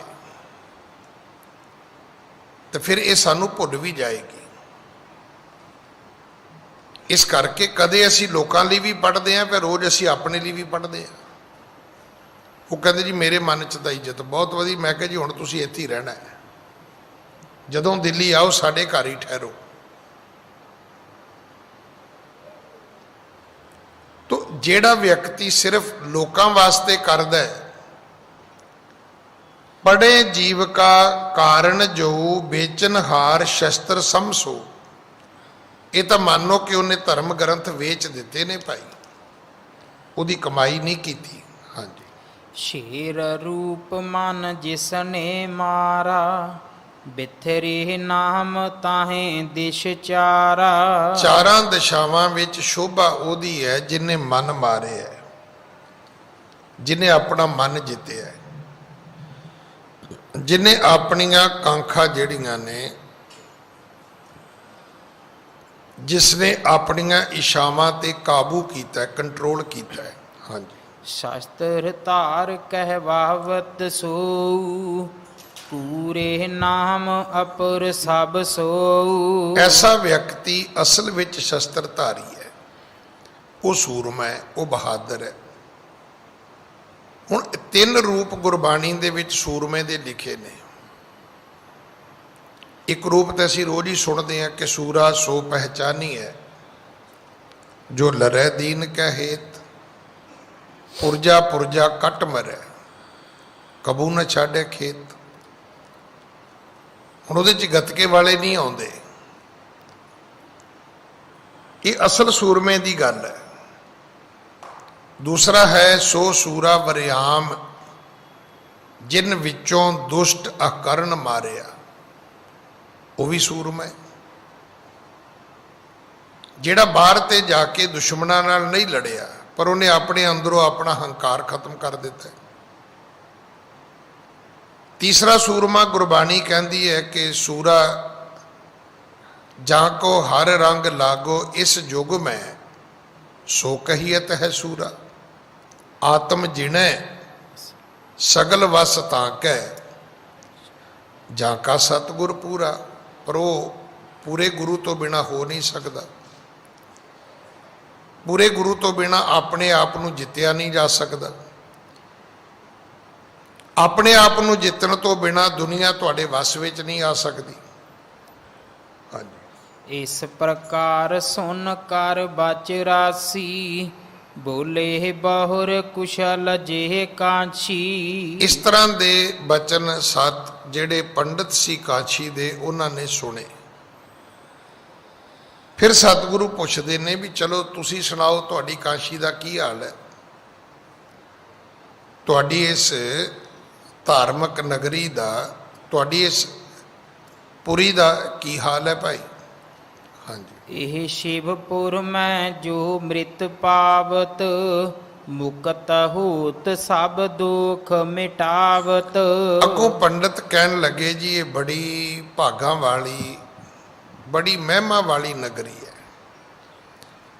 ਇਸ ਕਾਂਛੀ ਵਿੱਚ ਕੋਈ ਵੀ ਵਿਅਕਤੀ ਜਦੋਂ ਆ ਕੇ ਮਰਦਾ ਹੈ, ਉਹਨੂੰ ਮੁਕਤੀ ਹਾਸਲ ਹੁੰਦੀ ਹੈ, ਉਹ ਮੋਕਸ਼ ਨੂੰ ਪ੍ਰਾਪਤ ਕਰਦਾ ਹੈ। ਹਾਂਜੀ। ਸ਼ਾਸਤਰ ਵਿਖੇ ਮਹਾਤਮ ਕਹਾ, ਮ੍ਰਿਤ ਹੋਏ ਜਾਵੇ ਸ਼ਿਵ ਜਹਾਂ। ਇਹ ਗੱਲ ਸ਼ਸਤਰਾਂ ਦੇ ਵਿੱਚ ਲਿਖਿਆ ਹੋਇਆ ਹੈ ਕਿ ਜਿਹੜਾ ਵਿਅਕਤੀ ਸ਼ਿਵਪੁਰੀ ਜਾ ਕੇ ਮਰੇਗਾ, ਉਹਦੀ ਮੁਕਤੀ ਹੋਏਗੀ। ਕਾਸ਼ੀ ਨੂੰ ਸ਼ਿਵਪੁਰੀ ਵੀ ਕਹਿੰਦੇ ਨੇ। 9 ਪਵਿੱਤਰ ਪੁਰੀਆਂ ਚੋਂ ਇੱਕ ਸ਼ਹਿਰ ਵੀ ਇਹਨੂੰ ਕਹਿੰਦੇ ਨੇ। ਉਹ ਕਹਿੰਦੇ ਜੀ ਇਹ ਗੱਲ ਧਰਮ ਗ੍ਰੰਥਾਂ ਵਿੱਚ ਵੀ ਲਿਖੀ ਹੋਈ ਹੈ। ਹਾਂਜੀ। ਜਹਾਂ ਤੇ ਮਹਿਮਾ ਇਹ ਥਲ ਕੇਰੀ, ਸਭ ਹਿਨ ਤੇ ਊਤਮ ਹਮ ਹੇਰੀ। ਪੰਡਤ ਕਹਿਣ ਲੱਗੇ ਜੀ ਸਾਰੇ ਤੀਰਥਾਂ ਤੋਂ ਵੱਡਾ ਤੀਰਥ ਇਹੋ ਹੀ ਹੈ, ਜਿੱਥੇ ਕੋਈ ਆ ਕੇ ਵਿਅਕਤੀ ਮਰੇ ਉਹਨੂੰ ਮੁਕਤੀ ਜ਼ਰੂਰ ਮਿਲਦੀ ਹੈ, ਉਹਦਾ ਆਵਾਗਮਨ ਖਤਮ ਹੁੰਦਾ ਹੈ, ਉਹਦੇ 84 ਲੱਖ ਜੂਨਾਂ ਦੇ ਗੇੜ ਖਤਮ ਹੁੰਦੇ ਨੇ। ਜਗ ਗੁਰ ਬੋਲੇ ਬਚਨ ਪੁਨ, ਮ੍ਰਿਤ ਸਮਾ ਜਬ ਆਏ। ਸਤਿਗੁਰੂ ਪਿਤਾ ਜੀ ਕਹਿਣ ਲੱਗੇ ਨਹੀਂ ਭਾਈ, ਇਸ ਤਰ੍ਹਾਂ ਨਹੀਂ ਹੈ। ਅਸਲ ਗੱਲ ਇਹ ਹੈ ਕਿ ਜਦੋਂ ਮ੍ਰਿਤੂ ਆਉਂਦੀ ਹੈ, ਮੌਤ ਆਉਂਦੀ ਹੈ, ਜਦੋਂ ਅੰਤ ਵਕਤ ਕਿਸੇ ਵਿਅਕਤੀ ਦਾ ਆਉਂਦਾ ਹੈ, ਹਾਂਜੀ, ਰਾਮ ਨਾਮ ਉਪਦੇਸ਼ ਸ਼ਰਤ, ਦੇਤ ਪਿਨਾ ਕੀ ਗਾਏ। ਉਸ ਵਕਤ ਜਦ ਜਿਹੜਾ ਵਿਅਕਤੀ ਰਾਮ ਦੇ ਨਾਮ ਦਾ ਉਪਦੇਸ਼ ਯਾਦ ਕਰਦਾ ਹੈ, ਜਿਹੜਾ ਉਸ ਪਰਮਾਤਮਾ ਨੂੰ ਸਿਮਰਦਾ ਹੈ, ਉਹਨੂੰ ਮੁਕਤੀ ਮਿਲ ਜਾਂਦੀ ਹੈ। ਭਾਵ ਜਦੋਂ ਨਗਰੀ ਸ਼ਿਵ ਜੀ ਦੀ ਹੈ, ਤੇ ਇੱਥੇ ਆ ਕੇ ਬੰਦੇ ਦਾ ਹੋਰ ਕੋਈ ਗੱਲ ਕਰਨ ਦਾ ਤੇ ਮਤਲਬ ਨਹੀਂ ਬਣਦਾ। ਤੇ ਜਿਹੜਾ ਵਿਅਕਤੀ ਰੱਬ ਨੂੰ ਯਾਦ ਕਰੇ ਉਹ ਮੁਕਤੀ ਦਾ, ਮੋਕਸ਼ ਦਾ ਅਧਿਕਾਰੀ ਬਣ ਸਕਦਾ ਹੈ। ਹਾਂਜੀ। ਜਾਂ ਤੇ ਮੁਖ ਹੋਤ ਇਹ ਥਾਈ, ਲਖੋ ਨਾਮ ਮਹਿਮਾ ਅਦਕਾਈ। ਸਤਿਗੁਰੂ ਕਹਿਣ ਲੱਗੇ ਫਿਰ ਇਹਦੇ ਵਿੱਚ ਨਗਰੀ ਦੀ ਮਹਿਮਾ ਨਹੀਂ, ਮਹਿਮਾ ਤੇ ਇਸ ਨਗਰੀ ਦੇ ਵਿੱਚ ਬੈਠ ਕੇ ਜਿਹੜਾ ਲੋਕ ਨਾਮ ਸਿਮਰਦੇ ਨੇ ਉਹਦੀ ਹੈ। ਮੁਕਤੀ ਤੇ ਨਾਮ ਕਰਕੇ ਹੈ, ਨਗਰੀ ਕਰਕੇ ਨਹੀਂ ਹੈ। ਧਰਤੀ ਦੀ ਜਿਹੜੀ ਵਡਿਆਈ ਹੈ ਉਹ ਤਦੇ ਹੀ ਹੈ। ਮੈਂ ਤਾਂ ਕਈ ਵਾਰੀ ਬੇਨਤੀ ਕੀਤੀ ਵੀ ਭਾਂਡਾ ਮਿੱਟੀ ਦਾ ਹੈ, ਹੁਣ ਉਸ ਭਾਂਡੇ 'ਚ ਪਾਣੀ ਪਾ ਦਿਓ ਉਹਦੀ ਕੀਮਤ ਘਟ ਜਾਏਗੀ, ਦੁੱਧ ਪਾ ਦਿਓ ਵੱਧ ਜਾਏਗੀ, ਉਹਦੇ 'ਚ ਘਿਓ ਰੱਖ ਦਿਓ, ਉਹ ਮਾਈਆਂ ਵੀ ਫਿਰ ਉਹਨੂੰ ਸੰਭਾਲ ਕੇ ਰੱਖਦੀਆਂ ਨੇ। ਕਹਿੰਦੇ ਪੁੱਤਰ ਇਹਨੂੰ ਅੰਦਰ ਆਲੇ ਵਿੱਚ ਬੰਦ ਕਰੋ, ਕੁੰਡੀ ਲਾਓ ਇਹਦੇ ਅੱਗੇ। ਪੁੱਛੋ ਵੀ ਭਾਂਡਾ ਤੇ ਉਹੋ ਜਿਹਾ ਹੀ ਹੈ, ਜਿਹੋ ਜਿਹੇ ਭਾਂਡੇ ਵਿੱਚ ਪਾਣੀ ਇਹੋ ਜਿਹੇ ਭਾਂਡੇ ਵਿੱਚ ਦੁੱਧ ਵੀ ਹੈ। ਹੁਣ ਜਿਹੜੀ ਉਹਦੇ ਵਿੱਚ ਵਸਤੂ ਪਈ ਕੀਮਤ ਉਹਦੀ ਹੈ। ਹੁਣ ਉਸ ਤੋਂ ਵੀ ਅੱਗੇ ਪੁਰਾਣੇ ਜ਼ਮਾਨੇ 'ਚ ਲੋਕ ਇਹਨਾਂ ਭਾਂਡਿਆਂ 'ਚ ਹੀ ਰੁਪਈਏ ਪਾ ਕੇ, ਸੋਨਾ ਪਾ ਕੇ ਨੱਪ ਦਿੰਦੇ ਸੀ। ਉਹ ਭਾਂਡਾ ਹੋਰ ਕੀਮਤੀ ਹੋ ਜਾਂਦਾ ਸੀਗਾ। ਸਤਿਗੁਰੂ ਕਹਿਣ ਲੱਗੇ ਗੱਲ ਧਰਤੀ ਦੀ ਨਹੀਂ ਹੈ, ਗੱਲ ਧਰਤੀ ਤੇ ਬਹਿ ਕੇ ਜਪੇ ਜਾਣ ਵਾਲੇ ਨਾਮ ਦੀ ਹੈ। ਇਸ ਕਰਕੇ ਭਾਈ ਨਾਮ ਦੀ ਮਹਿਮਾ ਦ੍ਰਿੜ ਕਰੋ। ਇਹ ਨਾ ਕਹੀ ਜਾਓ ਕਿ ਕੋਈ ਵਿਅਕਤੀ ਜੋ ਮਰਜ਼ੀ ਕਰੇ ਤੇ ਮੁੜ ਕੇ ਕਾਂਸ਼ੀ ਆ ਜਾਏ ਤੇ ਮੁਕਤੀ ਮਿਲ ਜਾਏਗੀ। ਉੱਥੇ ਦੋ ਚੀਜ਼ਾਂ ਹੋਰ ਵੀ ਮੰਨੀਆਂ ਗਈਆਂ ਨੇ। ਇੱਕ ਉੱਥੇ ਆਰਾ ਰੱਖਿਆ ਕਿ ਕੋਈ ਆਰੇ ਨਾਲ ਚਰਵਾ ਲੇਗਾ ਤਾਂ ਮੁਕਤੀ ਹੋ ਜਾਏਗੀ। ਇੱਕ ਉੱਥੇ ਦਰਖਤ ਹੈ, ਕੋਈ ਉਹਦੇ ਤੋਂ ਛਾਲ ਮਾਰ ਦੇਗਾ ਤੇ ਉਹਦੀ ਮੁਕਤੀ ਹੋ ਜਾਏਗੀ। ਪਰ ਸਤਿਗੁਰੂ ਨੇ ਇਸ ਮਨੌਤ ਨੂੰ ਸਮਝਾਇਆ ਕਿ ਇਸ ਮਨੌਤ ਦੇ ਪਿੱਛੇ ਗੱਲ ਸਿਰਫ ਇੰਨੀ ਹੈ ਕਿ RAM ਨਾਮ ਉਪਦੇਸ਼ ਸੁਰਤ ਦੇਤ ਪਨਾਕੀ ਗਾਏ। ਜਿਹੜਾ ਪ੍ਰਮਾਤਮਾ ਦੇ RAM ਦੇ ਨਾਮ ਦਾ ਉਪਦੇਸ਼ ਕਮਾਵੇਗਾ, ਇਸ ਨਗਰੀ ਵਿੱਚ ਬਹਿ ਕੇ ਉਹ ਮੁਕਤੀ ਨੂੰ ਹਾਸਲ ਕਰੇਗਾ ਭਾਈ। ਇਸ ਕਰਕੇ ਮਹਿਮਾ RAM ਦੇ ਨਾਮ ਦੀ ਹੈ, ਪ੍ਰਮਾਤਮਾ ਦੇ ਨਾਮ ਦੀ ਹੈ। ਹਾਂਜੀ। ਕਿਤੈ ਦੇਸ਼ ਹੋਵੈ ਥਲ ਕੋਈ, ਨਾਮ ਹਿਰਦੇ ਗਤ ਪ੍ਰਾਪਤ ਹੋਈ। ਸਤਿਗੁਰੂ ਕਹਿਣ ਲੱਗੇ ਸਵਾਲ ਇਹ ਨਹੀਂ ਦੇਸ਼ ਕਿਹੜਾ ਹੈ, ਸਵਾਲ ਇਹ ਨਹੀਂ ਕਿ ਧਰਤੀ ਕਿਹੜੀ ਹੈ। ਜਿੱਥੇ ਵੀ ਬੈਠ ਕੇ ਲੋਕ ਨਾਮ ਜਪਣਗੇ ਉੱਥੇ ਮੁਕਤੀ ਹਾਸਲ ਹੋ ਜਾਏਗੀ। ਭਾਵ ਮੁਕਤੀ ਧਰਤੀ ਤੋਂ ਨਹੀਂ ਹੈ, ਮੁਕਤੀ ਪਰਮਾਤਮਾ ਦੇ ਨਾਮ ਤੋਂ ਹੈ। ਇਹ ਸਤਿਗੁਰੂ ਜੀ ਨੇ ਉਹਨਾਂ ਨੂੰ ਸਮਝਾਇਆ। ਹਾਂਜੀ। ਜਿਉ ਕਬੀਰ ਕਾਂਸ਼ੀ ਥਲ ਤਿਆਗਾ, ਮਗ ਮਹਿ ਬਸਾ ਨਾਮ ਅਨਰਾਗਾ। ਫਿਰ ਸਤਿਗੁਰੂ ਨੇ ਪੁੱਛਿਆ ਉਹਨਾਂ ਨੂੰ ਕਿ ਕਬੀਰ ਇੱਥੇ ਰਹਿੰਦੇ ਸੀ? ਹਾਂ ਹਾਂ ਜੀ ਇੱਥੇ ਰਹਿੰਦੇ ਸੀ। ਤੇ ਸਤਿਗੁਰੂ ਕਹਿਣ ਲੱਗੇ ਫਿਰ ਜਦੋਂ ਅੰਤ ਵੇਲਾ ਆਇਆ ਤੇ ਕਬੀਰ ਜੀ ਨੇ ਬਨਾਰਸ ਕਿਉਂ ਛੱਡਿਆ, ਕਾਸ਼ੀ ਕਿਉਂ ਛੱਡੀ? ਉਹ ਮਗਹਰ ਕਿਉਂ ਗਏ? ਮਗ ਮੈਂ ਬਸਾ ਨਾਮ ਅਨੁਰਾਗਾ।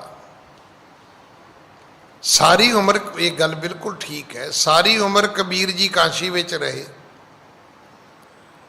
ਤੇ ਮਰਤੀ ਬਾਰ ਮਗਹਰ ਚਲ ਆਇਆ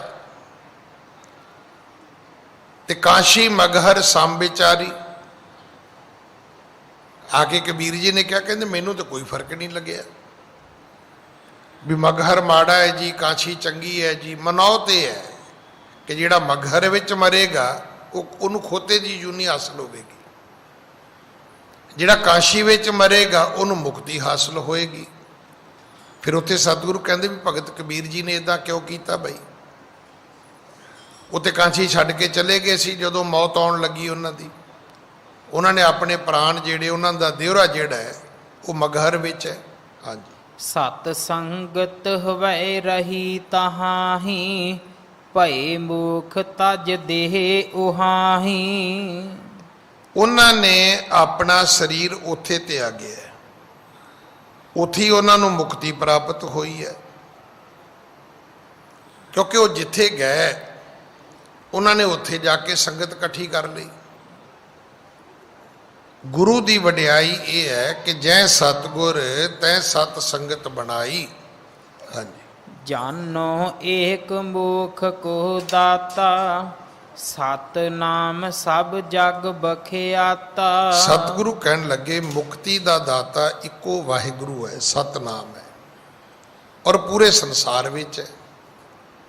ਹੁਣ ਜੇ ਆਪਾਂ ਮੰਨ ਲਈਏ ਕਿ ਕਾਸ਼ੀ ਵਿੱਚ ਮੁਕਤੀ ਮਿਲਦੀ ਹੈ, ਤੇ ਵੇਖੋ ਅਗਰ ਸਾਰੀਆਂ ਟ੍ਰੇਨਾਂ ਸ਼ੁਰੂ ਕਰ ਦਈਏ, ਆਪਾਂ ਫਲਾਈਟਾਂ ਸ਼ੁਰੂ ਕਰ ਦਈਏ ਪੂਰੇ ਵਰਲਡ ਦੇ ਵਿੱਚੋਂ ਵੀ ਕਾਸ਼ੀ ਵਿੱਚ ਜਾ ਕੇ ਮਰਨਾ ਹੈ ਜੀ, ਕੀ ਪੋਸੀਬਲ ਹੈ?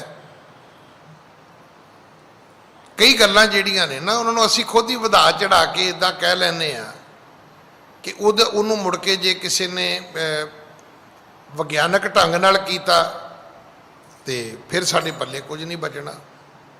ਫਿਰ ਅਸੀਂ ਕਹਿਣਾ ਨਹੀਂ ਜੀ ਵਿਗਿਆਨੀ ਤੇ ਤਰਕਵਾਦੀ ਹੁੰਦੇ ਨੇ। ਨਹੀਂ, ਤਰਕਵਾਦੀ ਨੂੰ ਮੌਕਾ ਹੀ ਕਿਉਂ ਦਿੰਦੇ ਹੋ ਤੁਸੀਂ? ਤਰਕ ਸਾਡੇ ਗੁਰੂਆਂ ਤੋਂ ਵੱਧ ਕਿੰਨੇ ਤਰਕ ਕਰਨਾ ਹੈ?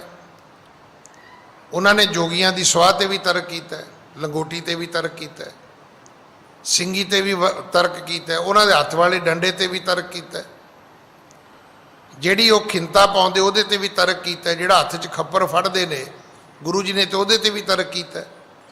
ਵੀ ਇਹ ਕੀ ਬਈ, ਇੱਦਾਂ ਕਿਉਂ ਹੈ? ਸਤਿਗੁਰੂ ਨੇ ਇਹ ਨਹੀਂ ਕਿਹਾ ਵੀ ਕਾਸ਼ੀ 'ਚ ਮੁਕਤੀ ਨਹੀਂ ਹੋਏਗੀ। ਸਤਿਗੁਰੂ ਕਹਿੰਦੇ ਹੁੰਦੀ ਹੈ, ਪਰ ਹੁੰਦੀ ਰਾਮ ਦੇ ਨਾਮ ਕਰਕੇ ਹੈ, ਧਰਤੀ ਕਰਕੇ ਨਹੀਂ ਹੈ। ਜੇ ਧਰਤੀ ਕਰਕੇ ਹੁੰਦੀ ਤੇ ਕਬੀਰ ਜੀ ਮਗਹਰ ਕਿਉਂ ਜਾਂਦੇ ਬਈ? ਫਿਰ ਕਬੀਰ ਜੀ ਨੂੰ ਉੱਥੇ ਜਾਣ ਦੀ ਕੀ ਲੋੜ ਸੀਗੀ? ਸਾਰੀ ਉਮਰ ਕਬੀਰ ਜੀ ਕਾਸ਼ੀ ਬਨਾਰਸ ਵਿੱਚ ਰਹੇ, ਜਦੋਂ ਮੌਤ ਦਾ ਵਕਤ ਆਇਆ ਤੇ ਮਗਹਰ ਚਲੇ ਗਏ। ਅੱਜ ਵੀ ਉਹਨਾਂ ਦਾ ਦਿਉਰਾ ਉੱਥੇ ਹੈ।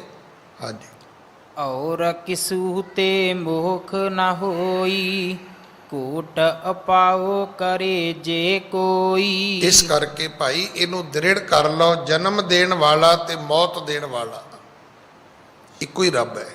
ਉਹੀ ਗੋਰਿਆਂ ਦਾ ਹੈ, ਉਹੀ ਕਾਲਿਆਂ ਦਾ ਹੈ, ਉਹੀ ਸਭ ਦਾ ਹੈ। ਹਿੰਦੂਆਂ ਦਾ ਵੀ ਉਹੀ ਹੈ, ਮੁਸਲਮਾਨਾਂ ਦਾ ਵੀ ਉਹੀ ਹੈ। ਦੇਖੋ, ਸਭ ਤੋਂ ਵੱਡੀ ਗਲਤੀ ਅਰੇ ਜਿੱਥੇ ਅਸੀਂ ਖਲੋਤੇ ਹਾਂ, ਸਾਡੇ ਲਈ ਮੁਸਲਮਾਨਾਂ ਦਾ ਅੱਲਾ ਹੋਰ ਹੈ, ਹਿੰਦੂਆਂ ਦਾ ਰਾਮ ਹੋਰ ਹੈ, ਸਿੱਖਾਂ ਦਾ ਵਾਹਿਗੁਰੂ ਹੋਰ ਹੈ, ਕ੍ਰਿਸਚਨਾਂ ਦਾ ਗੋਡ ਹੋਰ ਹੈ। ਇੱਕ ਬੰਨੇ ਅਸੀਂ ਕਹਿੰਦੇ ਜੀ ਰੱਬ ਇੱਕ ਹੈ, ਰੱਬ ਇੱਕ, ਚਾਰ ਤੇ ਤੂੰ ਖੁਦ ਮੰਨ ਲੈ, ਇਹ ਕਿੱਦਾਂ ਰਹਿ ਗਿਆ? ਜੇ ਇੱਕ ਮੰਨੇ ਤੇ ਫਿਰ ਤੈਨੂੰ ਇਹ ਮੰਨਣਾ ਪੈਣਾ ਵੀ ਮੁਸਲਮਾਨਾਂ ਦਾ ਵੀ ਉਹੀ ਹੈ। ਹੁਣ ਉਹ ਸਾਨੂੰ ਹਜਮ ਨਹੀਂ ਹੋਏਗਾ।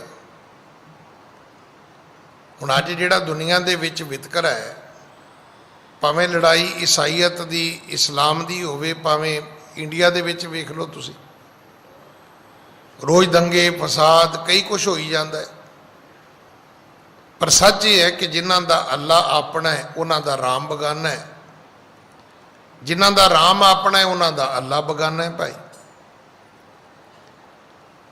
ਜਦ ਅਸੀਂ ਖੁਦ ਕਹੀਏ ਵੀ ਨਹੀਂ ਦੁਨੀਆ 'ਚ 5-6 ਰੱਬ ਨੇ, ਗੋਰਿਆਂ ਦਾ ਹੋਰ ਹੈ, ਕਾਲਿਆਂ ਦਾ ਹੋਰ ਹੈ, ਮੁਸਲਮਾਨਾਂ ਦਾ ਹੋਰ ਹੈ, ਤੇ ਈਸਾਈਆਂ ਦਾ ਹੋਰ ਹੈ, ਹਿੰਦੂਆਂ ਦਾ ਹੋਰ ਹੈ, ਸਿੱਖਾਂ ਦਾ ਹੋਰ ਹੈ।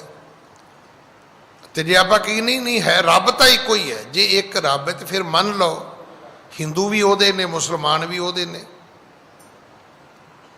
ਗੋਰੇ ਵੀ ਉਹਦੇ ਹੀ ਨੇ, ਚੰਗੇ ਵੀ ਉਹਦੇ ਨੇ, ਮਾੜੇ ਵੀ ਉਹਦੇ ਹੀ ਨੇ। ਚੰਗਿਆਂ ਮਾੜਿਆਂ ਸਾਰਿਆਂ ਦਾ ਰੱਬ ਇੱਕੋ ਹੀ ਹੈ।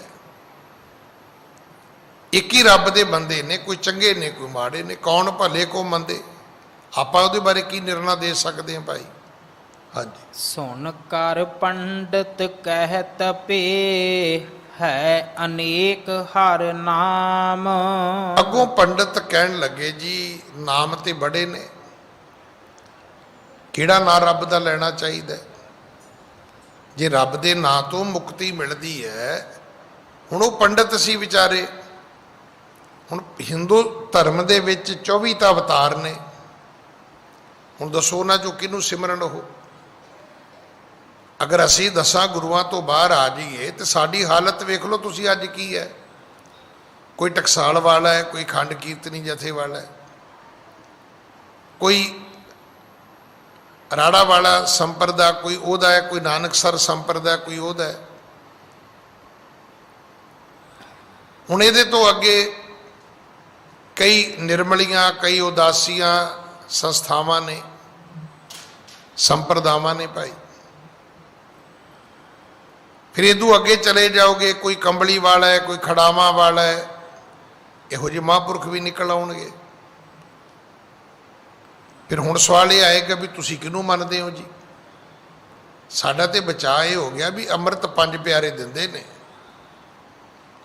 ਜਿੱਤੇ ਜੇ ਗੱਲ ਨਾ ਹੁੰਦੀ ਤੇ ਹਰ ਬਾਬੇ ਦਾ ਆਪਣਾ ਅੰਮ੍ਰਿਤ ਹੋਣਾ ਸੀ। ਹਰ ਬਾਬੇ ਦੇ ਆਪਣੇ ਸਿੱਖ ਹੋਣੇ ਸੀ। ਇਹਦੇ ਚੰਗਾ ਹੋਇਆ ਵੀ ਸਿੱਖ ਤਾਂ ਘੱਟੋ ਘੱਟ ਸਾਰੇ ਗੁਰੂ ਗ੍ਰੰਥ ਸਾਹਿਬ ਦੇ ਰਹਿ ਗਏ ਅਸੀਂ। ਤੋ ਇੱਥੇ ਸਤਿਗੁਰੂ ਪਿਤਾ ਮਹਾਰਾਜ ਸਮਝਾਉਂਦੇ ਨੇ, ਜਦੋਂ ਉਹਨਾਂ ਪੰਡਤਾਂ ਨੂੰ, ਤੇ ਉਹ ਪੰਡਤ ਬਾਕੀ ਗੱਲ ਤੇ ਮੰਨ ਗਏ, ਕਹਿਣ ਲੱਗੇ ਜੀ ਨਾਮ ਦਾ ਕੀ ਕਰੀਏ? ਨਾਮ ਵੀ ਤਾਂ ਕਈ ਨੇ। ਪੰਡਤ ਕਹਿਤ ਭੇ ਹੈ ਅਨੇਕ ਹਰ ਨਾਮ। ਕਹਿੰਦੇ ਰੱਬ ਦੇ ਨਾਮ ਬੜੇ ਨੇ ਜੀ, ਦੱਸੋ ਕਿਹੜਾ ਸਿਮਰਨਾ ਹੈ? ਹਾਂਜੀ। ਕੌਣ ਨਾਮ ਹੈ ਮੁਕਤ ਦਾ, ਸੋ ਕਹੀਏ ਅਬ ਰਾਮ। ਭਾਵ ਹਰੀ ਕਹੀਏ ਤੇ ਮੁਕਤੀ ਮਿਲੇਗੀ, ਕਿ ਰਾਮ ਕਹੀਏ ਤੇ ਮੁਕਤੀ ਮਿਲੇਗੀ। ਗੋਬਿੰਦ ਕਹੀਏ, ਗੋਪਾਲ ਕਹੀਏ, ਲਾਲ ਕਹੀਏ, ਦਿਆਲ ਕਹੀਏ, ਕੀ ਬੋਲੀਏ? ਕਿ ਹਰ ਹਰ ਮਹਾਦੇਵ ਕਹੀਏ, ਕਿ ਜੈ ਜੈ ਸ਼ਿਵ ਸ਼ੰਕਰ ਕਹੀਏ? ਕਿਹੜੀ ਗੱਲ, ਕਿਹੜਾ ਨਾਮ ਲਈਏ ਕਿ ਜਿਹਦੇ ਨਾਲ ਮੁਕਤੀ ਜਿਹੜੀ ਹੈ, ਮੋਕਸ਼ ਪ੍ਰਾਪਤ ਹੋਵੇ? ਹਾਂਜੀ। ਸ਼੍ਰੀ ਨਾਨਕ ਪੁਨ ਬੈਨ ਉਚਾਰੇ, ਜੋ ਨੌਕਾ ਸਭ ਪਾਰ ਉਤਾਰੇ। ਹੁਣ ਸਤਿਗੁਰੂ ਕਹਿਣ ਲੱਗੇ ਭਾਈ ਤੁਸੀਂ ਦੱਸੋ, 1000 ਬੇੜੀ ਖਲੋਤੀ ਹੈ, ਤੁਸੀਂ ਦੱਸੋ ਇਹਦੇ ਚੋਂ ਚੰਗੀ ਬੇੜੀ ਕਿਹੜੀ ਹੈ? ਨਾ ਰੱਬ ਦੇ ਹਜ਼ਾਰਾਂ ਨਾਮ ਨੇ, ਅਸੰਖ ਨਾਮ, ਅਸੰਖ ਥਾਮ। ਗੁਰੂ ਨਾਨਕ ਸਾਹਿਬ ਦਾ ਸਿਧਾਂਤ ਹੈ ਵੀ ਰੱਬ ਇੱਕ ਥਾਂ ਤੇ ਨਹੀਂ ਹੈ। ਜੇ ਆਪਾਂ ਹੁਣ ਮੰਨ ਲਈਏ ਵੀ ਨਹੀਂ, ਰੱਬ ਤੇ ਸਿਰਫ ਹਰਿਮੰਦਰ ਸਾਹਿਬ 'ਚ ਹੀ ਹੈ ਜੀ, ਪੁੱਛੋ ਫਿਰ ਅਮਰੀਕਾ ਦੇ ਸਿੱਖਾਂ ਨੂੰ ਰੋਟੀ ਕਿੱਦਾਂ ਮਿਲਦੀ ਹੈ? ਉਹਨਾਂ ਨੂੰ ਕਿਹੜਾ ਰੱਬ ਉੱਥੇ, ਉਹਨਾਂ ਦੀ ਰਾਖੀ ਕੌਣ ਕਰਦਾ? ਉੱਥੇ ਜਦੋਂ ਵੱਡੇ ਹਾਈਵੇ ਤੇ 50-50, 100-100 ਗੱਡੀਆਂ ਵੱਜਦੀਆਂ ਨੇ, ਤੇ ਉੱਥੇ ਕੌਣ ਬਚਾਉਂਦਾ ਹੈ? ਉਹ ਤੇ ਸਾਰੇ ਮਰ ਜਾਣੇ ਚਾਹੀਦੇ ਨੇ। ਉੱਥੇ ਵੀ ਤੇ ਕਿਹੜਾ ਰੱਬ ਰਾਖੀ ਕਰਦਾ ਹੈ? ਕਿ ਉਹ ਫਿਰ ਇੱਥੋਂ ਉੱਡ ਕੇ ਜਾਂਦਾ ਹੈ ਰੱਬ ਉੱਥੇ? ਨਹੀਂ, ਹਰਿਮੰਦਰ ਸਾਹਿਬ ਦੀ ਆਪਣੀ ਮਹਿਮਾ ਹੈ, ਬੰਗਲਾ ਸਾਹਿਬ ਦੀ ਆਪਣੀ ਮਹਿਮਾ ਹੈ। ਪਰ ਇਹਦਾ ਅਰਥ ਇਹ ਨਹੀਂ ਹੈ ਕਿ ਰੱਬ ਇੱਥੇ ਹੈ। ਇਹ ਤੇ ਫਿਰ ਉਹੀ ਗੱਲ ਹੋ ਗਈ, ਅਸੀਂ ਕਵਾਂਗੇ ਰੱਬ ਇੱਥੇ, ਮੁਸਲਮਾਨ ਕਹਿਣਗੇ ਮੱਕੇ 'ਚ ਹੈ, ਹਿੰਦੂ ਕਹਿਣਗੇ ਜਗਨਨਾਥਪੁਰੀ ਵਿੱਚ ਹੈ। ਅੜੇ ਰਹੋ, ਆਪਣੇ ਆਪਣੇ ਰੱਸੇ ਖਿੱਚ ਕੇ ਬੈਠੇ ਰਹੋ ਤੁਸੀਂ ਸਾਰੇ ਬਈ, ਲੜੀ ਜਾਓ, ਇੱਕ ਦੂਜੇ ਨਾਲ ਦੂਰੀਆਂ ਬਣਾ ਕੇ ਬੈਠੇ ਰਹੋ। ਨਹੀਂ, ਇਹ ਰੱਬ ਦੇ ਤੀਰਥ ਨੇ, ਰੱਬ ਦੇ ਨਾਂ ਤੇ ਬਣੇ ਹੋਏ ਪਵਿੱਤਰ ਸਥਾਨ ਨੇ, ਇਹਨਾਂ ਦੀ ਆਪਣੀ ਮਾਨ ਪ੍ਰਤਿਸ਼ਠਾ ਹੈ। ਪਰ ਇਹਨਾਂ ਵਿੱਚੋਂ ਹੀ ਆਵਾਜ਼ ਆਉਂਦੀ ਹੈ ਕਿ ਉਹ ਇੱਕ ਓਂਕਾਰ ਹੈ। ਜਦੋਂ ਇੱਕ ਓਂਕਾਰ ਕਹੋਗੇ ਫਿਰ ਤੁਸੀਂ ਬਾਹਰ ਨਿਕਲ ਜਾਓਗੇ ਵੀ ਨਹੀਂ, ਰੱਬ ਤੇ ਸਾਰੀਆਂ ਥਾਵਾਂ ਤੇ ਹੈ। ਸਤਿਗੁਰੂ ਕਹਿੰਦੇ ਤੁਸੀਂ ਇਹ ਦੱਸੋ ਵੀ ਬੇੜੀਆਂ ਤੇ ਬਹੁਤ ਨੇ, ਪਰ ਇਹਦੇ ਚੋਂ ਵਧੀਆ ਬੇੜੀ ਕਿਹੜੀ ਹੈ? ਸਤਿਗੁਰੂ ਕਹਿਣ ਲੱਗੇ ਵਧੀਆ ਬੇੜੀ ਉਹ ਹੈ ਜਿਹੜੀ ਤੁਹਾਨੂੰ ਪਾਰ ਲਾ ਦੇਵੇ। ਜਿਹੜੇ ਨਾਮ ਨੂੰ ਜਪਿਆ ਮੁਕਤੀ ਮਿਲਦੀ, ਸਤਿਗੁਰੂ ਕਹਿੰਦੇ ਸਾਰੇ ਹੀ ਚੰਗੇ ਨੇ, ਜਪੋ। ਪਰ ਉਸ ਬੇੜੀ ਵਿੱਚ ਨਾ ਬੈਠਿਓ ਜਿਹੜੀ ਬੇੜੀ ਰਸਤੇ ਵਿੱਚ ਤੁਹਾਨੂੰ ਲੈ ਕੇ ਡੁੱਬ ਜਾਏ। ਇਹ ਧਿਆਨ ਤੁਸੀਂ ਰੱਖਣਾ ਫਿਰ। ਹਾਂਜੀ। ਪੁਨ ਜਿਸ ਨੌਕਾ ਪਰ ਚੜ ਕੋ, ਤੇਹ ਕੋ ਪਾਰ ਉਤਾਰੇ ਸੋ। ਇਸ ਕਰਕੇ ਉਹ ਨੌਕਾ ਚੰਗੀ ਹੈ ਜਿਹੜੀ ਨੌਕਾ ਤੁਹਾਨੂੰ ਦੂਜੇ ਕਿਨਾਰੇ ਲੈ ਜਾਏ। ਜਿਹੜੀ ਤੁਹਾਡੀ ਨਦੀ ਦਰਿਆ ਤੁਹਾਡਾ ਪਾਰ ਕਰਾ ਦੇਵੇ। ਹਾਂਜੀ, ਤਿਸ ਹੀ ਸੰਗ ਤਾਹੇ ਕੋ ਕਾਮੂ ਉਤਰੈ ਪਾਰ ਪਾਏ ਸੁਖ ਧਾਮੂ। ਤੁਹਾਡਾ ਕੰਮ ਉਸ ਬੇੜੀ ਨਾਲ ਹੋਣਾ ਚਾਹੀਦਾ ਹੈ ਜਿਹੜੀ ਪਾਰ ਵੀ ਕਰੇ ਤੇ ਸੁੱਖਾਂ ਦੇ ਘਰ ਵਿੱਚ ਵੀ ਤੁਹਾਨੂੰ ਜਾ ਕੇ ਵਸਾਵੇ। ਹਾਂਜੀ, ਤੈਸੇ ਗੁਰ ਜੋ ਨਾਮ ਬਤਾਏ ਸੋ ਤਿਹ ਕੋ ਹੋਵਤ ਗਤ ਦਾਏ। ਇਸ ਕਰਕੇ ਜਿਹੜਾ ਨਾਮ ਗੁਰੂ ਤੋਂ ਮਿਲਦਾ ਹੈ ਉਹ ਸੁਖਦਾਈ ਹੈ। ਜਿਹੜਾ ਨਾਮ ਗੁਰੂ ਤੋਂ ਮਿਲਦਾ ਹੈ ਉਹ ਮੁਕਤੀ ਦਾ ਦਾਤਾ ਹੈ। ਹਾਂਜੀ, ਗੁਰ ਉਪਦੇਸ਼ ਹਿਰਦੇ ਜਿਨ ਧਾਰਾ ਸੋ ਭਵ ਸਾਗਰ ਉਤਰਾ ਪਾਰਾ। ਜਿਸ ਨੇ ਗੁਰੂ ਦਾ ਉਪਦੇਸ਼ ਮੰਨਿਆ ਉਹੀ ਇਸ ਭਵ ਸਾਗਰ ਨੂੰ ਪਾਰ ਕਰਦਾ ਹੈ, ਉਹੀ ਇਸ ਸੰਸਾਰ ਸਮੁੰਦਰ ਨੂੰ ਤਰਦਾ ਹੈ। ਹਾਂਜੀ, ਇਸ ਪ੍ਰਕਾਰ ਸੁਣ ਕੈ ਸੁਭ ਬਚਨਾ ਪੰਡਤ ਬਿਨੈ ਭਣੇ ਸੁਠ ਰਚਨਾ। ਇਸ ਤਰ੍ਹਾਂ ਦੇ ਬਚਨ ਸਤਿਗੁਰੂ ਜੀ ਤੋਂ ਸੁਣੇ, ਇਦਾਂ ਦੇ ਜਦੋਂ ਸੁੰਦਰ ਵਾਕ ਗੁਰੂ ਪਿਤਾ ਮਹਾਰਾਜ ਨੇ ਉਚਾਰੇ। ਹਾਂਜੀ, ਦੀਨ ਜਾਨ ਗਤ ਕੀਜੈ ਹਮਰੀ ਚਰਨ ਸ਼ਰਨ ਗਹਿ ਲੀਜੇ ਤੁਮਰੀ। ਹੁਣ ਫਿਰ ਉਹ ਗੁਰੂ ਜੀ ਦੇ ਚਰਨਾਂ ਤੇ ਢਹਿ ਪਏ, ਕਹਿਣ ਲੱਗੇ ਜੀ ਹੁਣ ਕਿਰਪਾ ਕਰੋ, ਸਾਨੂੰ ਤੁਸੀਂ ਆਪਣੇ ਸਿੱਖ ਬਣਾਓ, ਤੁਸੀਂ ਬਣੋ ਸਾਡੇ ਗੁਰੂ। ਫਿਰ ਤੁਸੀਂ ਦੱਸੋ ਅਸੀਂ ਕਿਹੜਾ ਨਾਮ ਜਪੀਏ, ਸਾਡੀ ਮੁਕਤੀ ਕਰੋ, ਸਾਨੂੰ ਵੀ ਮੋਕਸ਼ ਗਤੀ ਨੂੰ ਪ੍ਰਾਪਤ ਹੋਣ ਦਾ ਤੁਸੀਂ ਉਪਦੇਸ਼ ਦਿਓ, ਮਾਰਗ ਦਰਸ਼ਨ ਬਖਸ਼ੋ। ਹਾਂਜੀ, ਰਾਵ ਰਸਰਸ ਅਪਰ ਨਹਿ ਕੋਈ ਸਫਲ ਦਰਸ਼ ਨਿਜ ਕਰ ਦੁਖ ਖੋਈ। ਤੁਹਾਡੇ ਵਰਗਾ ਰਾਵਰ ਵਰਗਾ ਹਜੂਰ ਵਰਗਾ ਕੋਈ ਦੂਸਰਾ ਨਹੀਂ। ਤੁਹਾਡੇ ਦਰਸ਼ਨ ਸਫਲ ਨੇ, ਤੁਹਾਡੇ ਦਰਸ਼ਨਾਂ ਤੋਂ ਦੁੱਖ ਮਿਟਦੇ ਨੇ। ਹਾਂਜੀ, ਸੁਣੀ ਬਿਨਹਿ ਜਬ ਕਰਨਾ ਐਨਾ ਕੇਵਲ ਦਾ ਉਚਰੇ ਸੁਭ ਬੈਨਾ। ਤਦੋਂ ਫਿਰ ਸਤਿਗੁਰੂ ਜੀ ਨੇ ਮੁਕਤੀ ਦੇਣ ਵਾਲੇ ਕੇਵਲ ਦਾ ਜਿਹੜੇ ਸ਼ਬਦ ਨੇ ਬਚਨ ਉਹ ਆਪਣੇ ਮੁਖ ਤੋਂ ਉਚਾਰੇ ਨੇ। ਹਾਂਜੀ, ਸਤਨਾਮ ਕੋ ਕੀਜੈ ਜਾਪੂ ਤੁਮਰੈ ਨਾਛੇ ਤੀਨੋ ਤਾਪੂ। ਸਤਿਗੁਰੂ ਜੀ ਨੇ ਆਖਿਆ ਭਾਈ ਤੁਸੀਂ ਸਤਨਾਮ ਦਾ ਜਦੋਂ ਸਿਮਰਨ ਕਰੋਗੇ, ਇਹ ਗੁਰ ਗੁਰ ਕਰਕੇ ਜਦੋਂ ਜਾਪ ਜਪੋਗੇ ਤੇ ਤੁਹਾਡੇ ਜੀਵਨ ਦੇ ਭਰਮ, ਇਹ ਵਹਿਮ, ਇਹ ਸਭ ਖਤਮ ਹੋ ਜਾਣਗੇ। ਹਾਂਜੀ, ਨਾਉ ਤਰੀਕ ਪਏ ਸਿਖ ਸੋਏ ਗੁਰ ਗੁਰ ਜਾਪ ਜਪੇ ਭ੍ਰਮ ਖੋਏ। ਤੁਹਾਡੇ ਤਿੰਨੋਂ ਤਾਪ ਨਿਵਾਰੇ ਜਾਣਗੇ, ਆਦੀਆਂ ਵੀ, ਵਿਆਦੀਆਂ ਵੀ, ਉਪਾਧੀਆਂ ਵੀ। ਫਿਰ ਇਹ ਗੁਰੂ ਦੇ ਨਾਮ ਤਰੀਕ ਸਿੱਖ ਬਣੇ, ਗੁਰੂ ਦਾ ਸਿਮਰਨ ਕਰਨ ਵਾਲੇ। ਹਾਂਜੀ, ਕਿਤਕ ਦਿਵਸ ਗੁਰ ਡੇਰਾ ਕਰ ਕੈ ਪੁਨ ਗਮ ਨੇ ਉਪਕਾਰ ਵਿਚਰ ਕੈ। ਇੱਥੇ ਫਿਰ ਕੁਝ ਦਿਨ ਸਤਿਗੁਰੂ ਜੀ ਰਹੇ ਕਾਸ਼ੀ ਬਨਾਰਸ ਵਿੱਚ। ਇੱਥੋਂ ਫਿਰ ਸਤਿਗੁਰੂ ਜੀ ਅੱਗੇ ਗਏ ਨੇ ਜਗਨਨਾਥਪੁਰੀ। ਹਾਂਜੀ, ਸੁਨ ਸ਼੍ਰੀ ਅੰਗਦ ਕਥਾ ਰਸਾਲਾ ਆਗੇ ਗਮਨੇ ਬਹੁਰ ਕਿਰਪਾਲਾ। हे ਗੁਰੂ ਅੰਗਦ ਸਾਹਿਬ ਅਗਲੀ ਕਥਾ ਸੁਣੋ ਕਿ ਕਾਸ਼ੀ ਬਨਾਰਸ ਤੋਂ ਬਾਅਦ ਸਤਿਗੁਰੂ ਜੀ ਹਿੰਦੂ ਧਰਮ ਦੇ ਸਨਾਤਨ ਮਤ ਦੇ ਉਸ ਤੀਰਥ ਤੇ ਗਏ ਜਿੱਥੇ ਮੰਨਿਆ ਜਾਂਦਾ ਹੈ, ਜਦੋਂ ਇਹ ਸ਼ਬਦ ਅਸੀਂ ਸੁਣਦੇ ਹਾਂ ਕਿ ਦੱਖਣ ਦੇਸ਼ ਹਰੀ ਕਾ ਵਾਸਾ ਪੱਛਮ ਅੱਲੇ ਮੁਕਾਮਾ, ਕਿ ਜਿਹੜਾ ਦੱਖਣ ਹੈ ਉੱਥੇ ਹਰੀ ਰਹਿੰਦਾ ਹੈ। ਸਨਾਤਨ ਮਤ ਵਾਲੇ ਕਹਿੰਦੇ ਸਾਡਾ ਰੱਬ ਤੇ ਭਾਈ ਉੱਥੇ ਰਹਿੰਦਾ ਹੈ। ਉਹ ਜਿਹੜਾ ਤੀਰਥ ਅਸਥਾਨ ਹੈ ਜਗਨਨਾਥਪੁਰੀ। हे ਗੁਰੂ ਅੰਗਦ ਸਾਹਿਬ ਅਗਲੀ ਕਥਾ ਸੁਣੋ ਕਿ ਗੁਰੂ ਨਾਨਕ ਸਾਹਿਬ ਉੱਥੇ ਪਹੁੰਚੇ ਨੇ। ਹਾਂਜੀ, ਜਗਨਨਾਥ ਕੋ ਜਹ ਅਸਥਾਨਾ ਤਹਾਂ ਜਾਏ ਪਹੁੰਚੇ ਗਤ ਦਾਨਾ। ਇੱਥੇ ਮੁਕਤੀ ਦੇ ਦਾਤੇ ਗੁਰੂ ਨਾਨਕ ਦੇ ਪਿਤਾ ਜੀ ਜਦੋਂ ਆਉਂਦੇ ਨੇ, ਹਾਂਜੀ, ਹਰ ਮੰਦਰ ਕੇ ਦਰ ਪਰ ਜਾਈ ਬੈਠੇ ਕਿਤਕ ਕਾਲ ਤੇ ਥਾਈ। ਉੱਥੇ ਜਾ ਕੇ ਸਤਿਗੁਰੂ ਜੀ ਨੇ ਆਪਣਾ ਆਸਣ ਲਾ ਲਿਆ। ਜਿੱਥੇ ਜਗਨਨਾਥਪੁਰੀ ਦੇ ਮੰਦਿਰ ਦਾ ਦਰਵਾਜ਼ਾ ਸੀ ਉਹਦੇ ਲਾਗੇ ਬਹਿ ਗਏ।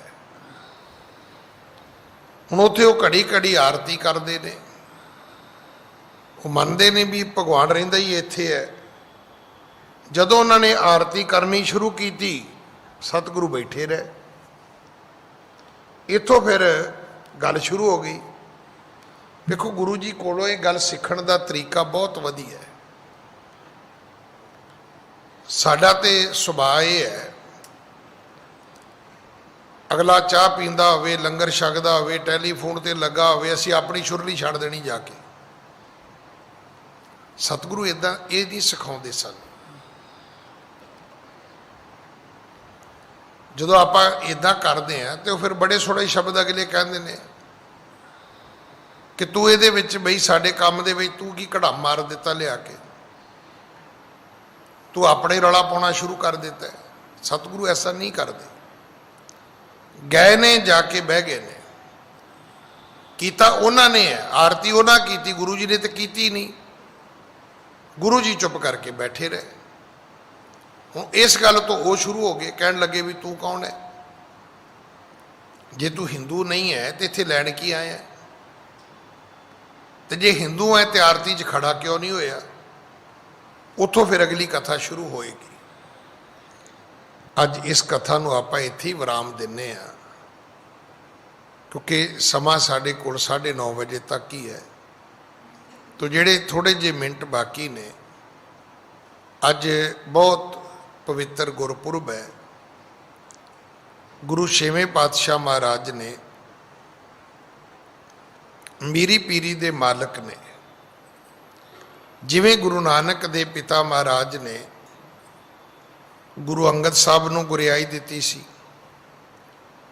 ਗੁਰੂ ਅੰਗਦ ਸਾਹਿਬ ਨੇ ਗੁਰੂ ਅਮਰਦਾਸ ਜੀ ਨੂੰ ਦਿੱਤੀ ਸੀ। ਗੁਰੂ ਅਮਰਦਾਸ ਜੀ ਨੇ ਜਿਵੇਂ ਗੁਰੂ ਰਾਮਦਾਸ ਜੀ ਨੂੰ ਗੁਰੂ ਬਣਾਇਆ ਸੀ, ਗੁਰੂ ਰਾਮਦਾਸ ਨੇ ਇਹ ਗੁਰਿਆਈ ਗੁਰੂ ਅਰਜਨ ਸਾਹਿਬ ਨੂੰ ਬਖਸ਼ੀ ਸੀ। ਰਾਮਦਾਸ ਗੁਰੂ ਜਗ ਧਾਰਨ ਕੋ ਗੁਰ ਜੋਤ ਅਰਜਨ ਮਾਹੇ ਧਰੀ। ਇਸੇ ਤਰ੍ਹਾਂ ਗੁਰੂ ਅਰਜਨ ਸਾਹਿਬ ਜੀ ਨੇ ਅਰਜਨ ਕਾਇਆ ਪਲਟ ਕੇ ਮੂਰਤ ਹਰਗੋਬਿੰਦ ਸਵਾਰੀ। ਹੁਣ ਗੁਰੂ ਹਰਗੋਬਿੰਦ ਪਿਤਾ ਜੀ ਕੀਰਤਪੁਰ ਸਾਹਿਬ ਦੇ ਵਿੱਚ ਜੋਤੀ ਜੋਤ ਸਮਾਉਂਦੇ ਨੇ, ਜਿਹੜਾ ਪਤਾਲਪੁਰੀ ਸਾਹਿਬ ਦਾ ਸਥਾਨ ਹੈ।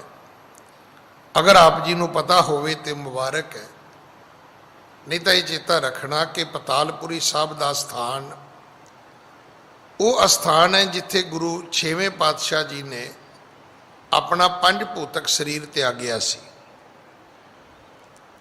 ਪਰ ਜੋਤੀ ਜੋਤ ਸਮਾਉਣ ਤੋਂ ਪਹਿਲਾਂ ਜਿਹੜੀ ਮਰਿਆਦਾ ਬਣੀ ਹੋਈ ਸੀ, ਕਿਉਂਕਿ ਉਦੋਂ ਸਰੀਰਕ ਗੁਰੂ ਵਾਲੀ ਪ੍ਰਥਾ ਚੱਲ ਰਹੀ ਸੀ। ਜਿਵੇਂ ਗੁਰੂ ਨਾਨਕ ਸਾਹਿਬ ਨੇ ਕੀਤਾ ਸੀ, ਜੋਤ ਓਹਾ ਜੁਗਤ ਸਾਏ ਸ਼ੈ ਕਾਇਆ ਫੇਰ ਪਲਟੀ ਹੈ। ਗੁਰੂ 6ਵੇਂ ਪਾਤਸ਼ਾਹ ਨੇ ਆਪਣੀ ਜੋਤ ਤੇ ਜੁਗਤੀ ਆਪਣੇ ਪੋਤਰੇ ਦੇ ਵਿੱਚ ਵਿਦਿਤ ਕਰ ਦਿੱਤੀ, ਪ੍ਰਗਟ ਕਰ ਦਿੱਤੀ। ਗੁਰੂ ਹਰਿਰਾਏ ਸਾਹਿਬ ਜਿਹੜੇ ਨੇ ਇਹ 6ਵੇਂ ਗੁਰੂ ਜੀ ਦੇ ਪੋਤਰੇ ਸਨ, ਜਾਂ ਇਉਂ ਕਹਿ ਲਈਏ ਕਿ 6ਵੇਂ ਗੁਰੂ ਜੀ ਦੇ ਦਾਦਾ ਜੀ ਸਨ।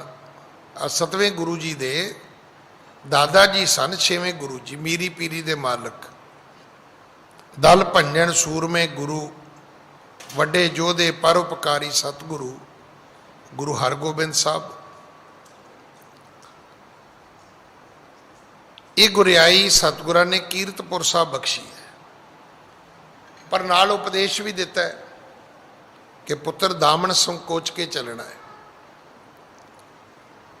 ਦਾਮਨ ਸੰਕੋਚਣ ਤੋਂ ਭਾਵ ਇਹ ਹੈ ਕਿ ਤੁਸੀਂ ਆਪਣੀ ਜ਼ਿੰਦਗੀ ਵਿੱਚ ਜਿਵੇਂ ਮਰਜ਼ੀ ਰਹੋ। ਹੋਇਆ ਕੀ ਸੀਗਾ, ਜਨਨੀ ਮਾਂ ਨੇ ਬੜੇ ਸੋਹਣੇ ਬਸਤਰ ਆਪਣੇ ਪੁੱਤਰ ਨੂੰ ਪਵਾਏ ਤੇ ਦਾਦਾ ਗੁਰੂ ਜੀ ਦੀ ਉਂਗਲੀ ਪਕੜਾ ਕੇ ਟਹਿਲ ਕਦਮੀ ਕਰਨ ਵਾਸਤੇ ਭੇਜ ਦਿੱਤਾ, ਸੈਰ ਕਰਨ ਵਾਸਤੇ। ਹੁਣ ਉਹਨਾਂ ਦੇ ਚੋਲੇ ਦੇ ਘੇਰੇ ਨਾਲ ਇੱਕ ਫੁੱਲਾਂ ਵਾਲੇ ਪੌਦੇ ਦੀ ਟਹਿਣੀ ਅੜ ਗਈ, ਖਿੱਚੀ ਗਈ ਤੇ ਫੁੱਲ ਦੀਆਂ ਪੱਤੀਆਂ ਥੱਲੇ ਝੜ ਗਈਆਂ। ਜਦੋਂ ਟਹਿਲ ਕਦਮੀ ਕਰਦੇ ਕਰਦੇ ਗੁਰੂ ਜੀ ਵਾਪਸ ਉੱਥੇ ਆਏ ਤੇ ਆਖਿਆ ਵੀ ਹੁਣੇ ਤੇ ਫੁੱਲ ਠੀਕ ਸੀ ਤੇ ਹੁਣ ਕਿਵੇਂ ਝੜ ਗਿਆ? ਤੇ ਸਿੱਖਾਂ ਨੇ ਦੱਸਿਆ ਵੀ ਮਹਾਰਾਜ ਅਸੀਂ ਤੇ ਗੁਸਤਾਖੀ ਕੀਤੀ ਨਹੀਂ, ਇਹ ਤੇ ਤੁਹਾਡੇ ਪੋਤਰੇ ਦੇ ਚੋਲੇ ਨਾਲ ਹੋਇਆ ਹੈ। ਤੇ ਉਹਨਾਂ ਨੇ ਸੁਤੇ ਭਾਵੇ ਬਚਨ ਆਖੇ ਸਨ, ਪੁੱਤਰ ਦਾਮਨ ਸੰਕੋਚ ਕੇ ਚੱਲੀਦਾ। ਭਾਵੇਂ ਸੀ ਕਿ ਆਪਣੀਆਂ ਖੁਸ਼ੀਆਂ ਨਾਲ ਇਹ ਧਿਆਨ ਰੱਖੋ ਵੀ ਕਿਸੇ ਦੂਜੇ ਦਾ ਜੀਵਨ ਵਰਾਨ ਤਾਂ ਨਹੀਂ ਹੁੰਦਾ। ਹੱਸਣਾ ਮਾੜਾ ਨਹੀਂ ਹੈ, ਪਰ ਮੈਂ ਇਹ ਗੱਲ ਆਪਣੀ ਜ਼ਿੰਦਗੀ 'ਚ ਖੁਦ ਵੇਖੀ ਹੈ। ਬੜੇ ਮੇਰੇ ਨੇੜੇ ਸੀ ਸਰਦਾਰ ਸਾਹਿਬ, ਹੁਣ ਉਹਨਾਂ ਦੀ ਮੌਤ ਹੋਈ ਤੇ ਬੱਚਿਆਂ ਲਈ ਤੇ ਬਾਪ ਮਰ ਜਾਏ ਤੇ ਜ਼ਿੰਦਗੀ ਹਨੇਰਾ ਹੋ ਜਾਂਦਾ ਹੈ। ਉਹ ਬੜੇ ਰੋਣ, ਜਾਣਾ ਤੇ ਮੈਂ ਵੈਸੇ ਹੀ ਸੀ, ਭਰੋਸਾ ਦਾ ਹੋਰ 10 ਮਿੰਟ ਲੇਟ ਹੋ ਜਾਂਦਾ ਬੰਦਾ, ਕਈ ਵਾਰੀ ਸਿੱਧਾ ਸ਼ਮਸ਼ਾਨ ਭੂਮੀ ਚਲੇ ਜਾਂਦਾ। ਪਰ ਮੈਂ ਅਰਥੀ ਨਵਾਉਣ ਤੋਂ ਵੀ ਪਹਿਲਾਂ ਘਰ ਚਲਾ ਗਿਆ।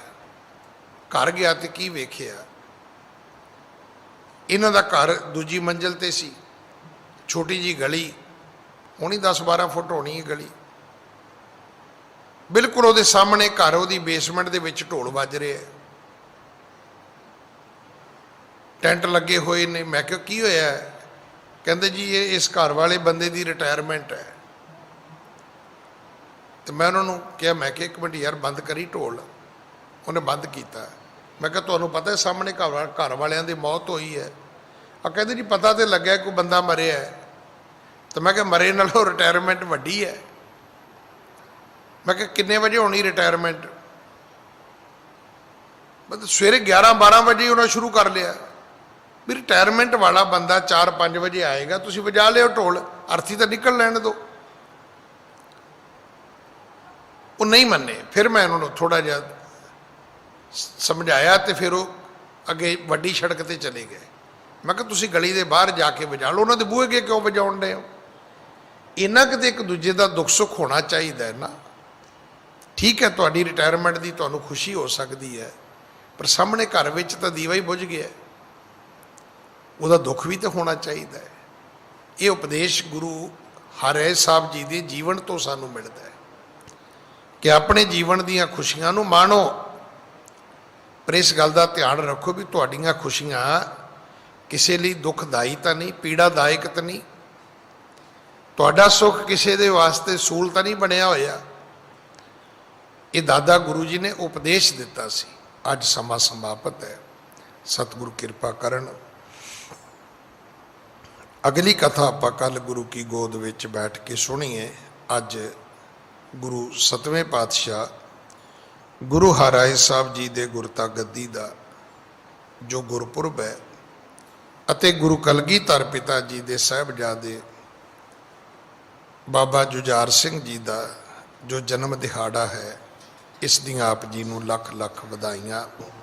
ਵਾਹਿਗੁਰੂ ਜੀ ਕਾ ਖਾਲਸਾ, ਵਾਹਿਗੁਰੂ ਜੀ ਕੀ ਫਤਿਹ।